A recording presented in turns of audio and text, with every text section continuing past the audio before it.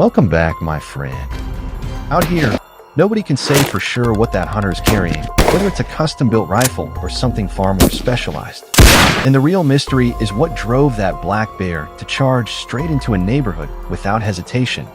Stick around until the end of the video because the full story is worth it.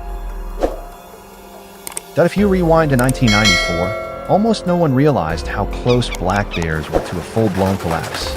Urban sprawl, aggressive logging, and unchecked hunting pushed their numbers so low that biologists warned some states could lose their bears entirely. But wildlife has a remarkable way of bouncing back when given the chance. Today, North America is home to more than 600,000 black bears, and Montana now stands as one of the biggest strongholds for the species on the continent. This remarkable recovery comes with a hard reality check. When wildlife rebounds, the challenges do too.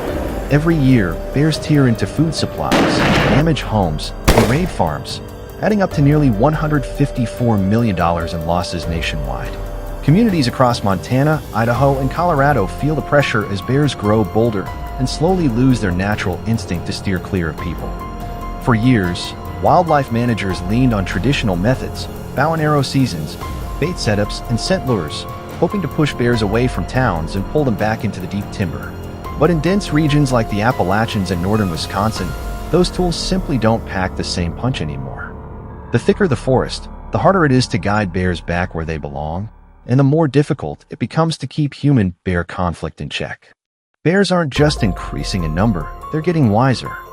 Many hunters point out that the draw weight needed to ethically take down a mature black bear, usually between 65 and 75 pounds, is simply more than most people can handle, especially once the temperatures drop.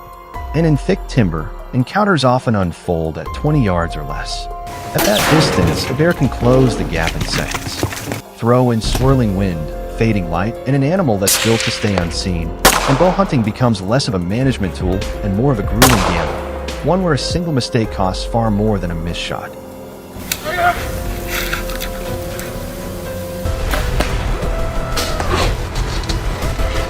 The truth is, black bears are adapting faster than many of the old control methods can keep up. That's why regulated hunting has emerged as a more effective, forward-thinking solution. Both seasoned hunters and wildlife biologists agree, easing the pressure on forest communities takes a balanced, sustainable strategy, one that evolves just as quickly as the bears themselves.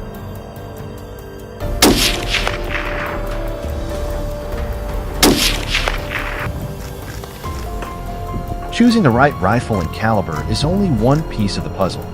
The real groundwork starts long before you ever step into the woods. Getting licensed, knowing your state's regulations, and practicing safe weapon handling. Seasoned hunters will tell you that scouting matters just as much as marksmanship. Studying tracks, spotting fresh sign, and understanding how bears move through an area set the stage long before you pull the trigger. And when that moment finally comes, when a bear steps into view, your ability to stay calm, steady your breathing, and commit to the shot determines whether it's clean or dangerously flawed.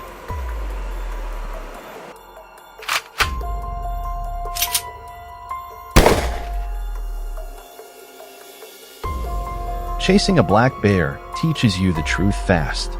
Nothing about this hunt is simple. You're pursuing an animal that can hit 35 miles an hour and tip the scales at 600 pounds. Yet in most states, your chance of a successful harvest is barely 10%. Your pulse pounds in your ears. One breath, one squeeze, 1 second decides the outcome. And when that giant finally goes down, the woods fall quiet. That's when it sinks in you didn't just fire a shot. You joined the small group of hunters who turned that 1 in 10 chance into a real accomplishment. Bear hunting is one of those topics that sparks debate every time it comes up. Supporters argue that regulated hunting lowers human-bear conflicts, funds conservation programs, and keeps ecosystems from tipping out of balance. Critics push back with non-lethal approaches, relocating problem bears, tightening rules on food attractants, or exploring population control through hormone-based birth control methods instead of killing. In the end, the real question isn't simply hunt or don't hunt. It's how we protect both sides of the equation, people and wildlife, while keeping the fragile balance that every community, human or wild, relies on to survive.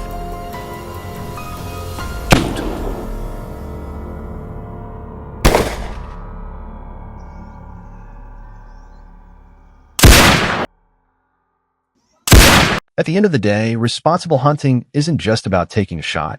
It's about respecting the land, understanding the animal, and playing a real role in conservation.